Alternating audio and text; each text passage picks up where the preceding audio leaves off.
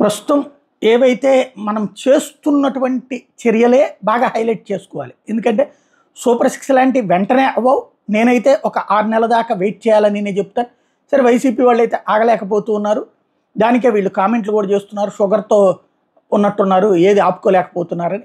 సరే అది పక్కన పెడదాం. అదే దాంతో పాటుగా జగన్ అంతకుముందు ఎప్పుడు ఇచ్చాడు అంటే 3 నెలల తర్వాత, 2 నెలల తర్వాత ఒకటి, 3 నెలల తర్వాత ఒకటి, 5 నెలల తర్వాత ఒకటి అట్లా ఇచ్చాడు.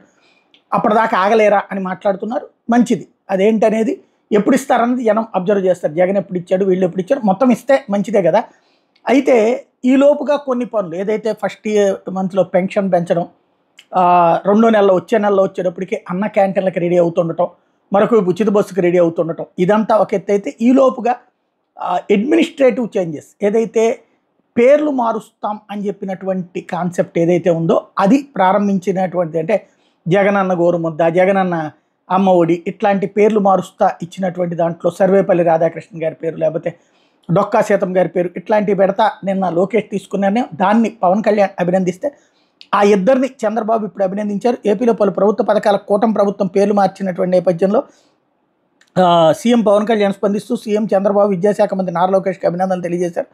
స్ఫూర్తి ప్రదాతల పేర్లను ప్రభుత్వ పథకాలకు పెట్టడం హర్షణీయమని పేర్కొన్నారు. ఈ మేరకు పవన్ కళ్యాణ్ ఒక ట్వీట్ చేస్తే దీని మీద చంద్రబాబు స్పందించారు. విద్యాశాఖ అమలు చేసే పథకాలకు డాక్టర్ సర్వేపల్లి రాధాకృష్ణన్, డొక్కా సీతమ్మ, డాక్టర్ అబ్దుల్ కలాం వంటి స్ఫూర్తిదాయకమైన వ్యక్తుల పేర్లు పెట్టడానికి స్వాగతించిన డిప్యూటీ సీఎం పవన్ కళ్యాణ్ గారికి ధన్యవాదాలు. ఆ పేర్లు ప్రతిపాదించిన విద్యాశాఖ మంత్రి లోకేష్ గారికి అభినందనలు అంటూ చంద్రబాబు ట్వీట్ చేశారు.